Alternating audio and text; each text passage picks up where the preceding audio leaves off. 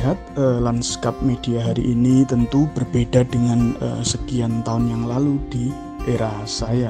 Walaupun mungkin jarak usia dengan teman-teman aktivis hari ini, teman-teman gerakan hari ini tidak terlalu jauh, tetapi perubahan yang cepat di industri media hari ini membuat jarak itu sangat lebar. Nah, teman-teman generasi saya misalnya baru mengalami kematangan internet baru-baru saja, sedangkan teman-teman generasi aktivis milenial hari ini lahir sudah dalam kondisi internet yang sangat bagus, sehingga media online hampir menjadi makanan sehari-hari untuk menyantap informasi-informasi dari ruang-ruang dari isu-isu publik yang muncul. Nah, jika kita kategorikan secara kaku, media hari ini kita bagi secara kaku adalah media cetak dan online. Kita coba menepikan media televisi dan radio. Kita coba menganalisis dari yang paling dekat dengan teman-teman generasi hari ini yang melihat media dari cetak dan online. Nah, zaman dulu media cetak, konsumsi aktivis-aktivis lama tentunya itu mengukur tingkat keterbacaan atau penetrasi isu yang dia angkat ke masyarakat itu lewat uplah atau eksemplar. Uplah atau eksemplar itu adalah jumlah jumlah koran atau harian yang dicetak di hari itu. Semakin banyak uplah atau eksemplar yang dicetak, dianggap penetrasi isu ke masyarakatnya semakin besar atau mengawal isunya semakin kuat. Di media cetak ini lebih mudah untuk mengecek, atau ketika isu besar muncul di masyarakat atau lagi hangat-hangatnya dibicarakan, misalnya seperti ambil contoh saja Omnibus Law kemarin, itu kita bisa mengecek bagaimana posisi media, perusahaan media khususnya menyikapi posisi pemerintah dan menyikapi posisi masyarakat, isu yang sedang digelindingkan oleh kawan-kawan. Dengan melihat media cetak, kita bisa lebih seksama untuk mencari tahu bagaimana posisinya sebenarnya. Nah, sayangnya media cetak ini yang sebenarnya paling mudah untuk kita atau pemerhati media atau teman-teman aktivis mengecek bagaimana isu yang digulirkan itu dijembatani oleh media untuk disampaikan ke masyarakat maupun ke pemerintah. Ya, sebagian besar kita tahu semua perusahaan-perusahaan media besar itu dimiliki oleh politisi yang berafiliasi dengan partai politik dan juga dengan kekuasaan. Artinya kita harus sadari sejak awal bahwa tidak ada sesuatu yang steril dari kepentingan di dunia ini, termasuk kemudian adalah media besar, baik cetak maupun online, kita tahu sendiri. Kemudian kita coba masuk ke media online. Nah, media online ini lahir belakangan sebagai semangat atau spirit dari perusahaan media cetak menangkap perubahan zaman di bidang teknologi informasi. Nah, sayangnya media online ini sebagian besar, sependek pengalaman saya di menggeluti media online ini, lebih menghamba kepada berita-berita yang istilahnya adalah berita-berita dari ucapan tanpa ada verifikasi yang lebih mendalam. Berita-berita online yang akan naik atau terbit biasanya itu adalah yang istilah teman-teman wartawan itu yang lead atau yang memantik kontroversi. Ucapan-ucapan dari tokoh atau politisi atau siapapun yang memantik kontroversi dan dengan istilah-istilah yang bombastis itu biasanya akan segera dikutip dibandingkan dengan penjelasan yang runtut, yang jelas, dan dengan bahasa semi formal yang datar-datar saja. Nah, selain itu, selain mencari komentar-komentar yang lead atau yang bombastis, teman-teman media online lebih cenderung mencoba mengawal isu-isu yang lagi hangat.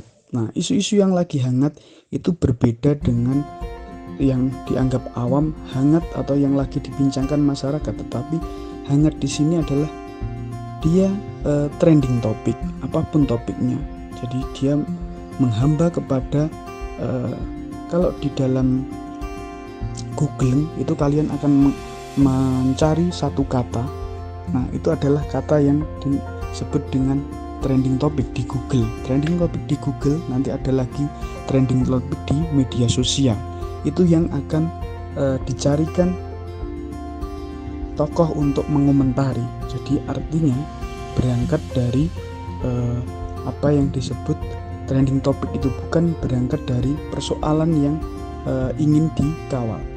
Nah, sebagian besar media online mengangkat isu-isunya itu berdasarkan tadi trending topic atau SEO, Search Engine Optimization, yaitu kata-kata yang dia diindeks pertama di Google. Jadi ketika kalian membuka ngetik sesuatu kata-kata di Google pencarian, itu yang akan menyebabkan satu media itu ada di halaman pertama. Itu yang selalu diusahakan oleh media dengan formula-formula tertentu dalam penulisannya. Di antaranya nanti ada clickbait, paging, dan lain-lain. Akan saya jelaskan lebih detail. Nah, kata-kata yang diperlukan agar media ini tampil di halaman pertama Google itu adalah satu kunci di mana media tersebut bisa hidup. Jadi ini menjadi penting di media online. Media online khususnya yang ini mainstream ya. Itu menjadi penting pertarungan dengan media yang lain untuk mendapatkan viewer, mendapatkan iklan sehingga mereka bisa hidup. Ini adalah pertarungan agar ada di halaman depan mesin pencarian googling. Dengan cara apa? Dengan cara agar pembaca itu semakin betah atau berlama-lama ada di membaca salah satu artikelnya. Nah, sebagai alat atau tools untuk mengawal isu-isu penting media ini, khususnya cetak, kita bahas cetak dulu, kita awali cetak. Untuk mengecek atau melihat posisi keberpihakan media atau sikap dari dewan redaksinya, kita bisa mengeceknya lewat tajuk rencana atau tajuk redaksinya. Itu di media cetak, kita bisa membacanya. Itu yang tersurat. Sementara yang tersirat nantinya kita bisa melihat lewat headline dari media tersebut, bisa dalam bentuk judulnya, bisa dalam bentuk foto yang ditampilkan. Nanti saya akan memunculkan beberapa tampilan media cetak ketika hangat-hangatnya isu Omnibus Law digelar, kemudian ketika para pemimpin redaksi dipanggil oleh menteri, kemudian setelah itu akan ada perubahan wajah dari media tersebut. Usaha untuk membuat pembaca berlama-lama ini bukan dengan menaikkan kualitas tulisan. Tidak semua media menggunakan strategi memperbaiki kualitas tulisan, tetapi menambah atau memotong satu artikel menjadi banyak halaman, atau itu istilahnya adalah paging tadi. Paging atau page itu adalah memotong satu artikel menjadi sekian halaman. Itu yang dilakukan. Kemudian clickbait itu adalah membuat judul yang memancing seseorang menjadi ingin tahu. Jadi membuat judul yang tidak clear atau tidak jelas, ada tanda tanya atau tidak, kalimat yang tidak selesai. Itu adalah clickbait. Sementara itu, jika kita ingin mengecek posisi sikap redaksi dari media online agak memerlukan usaha yang lebih.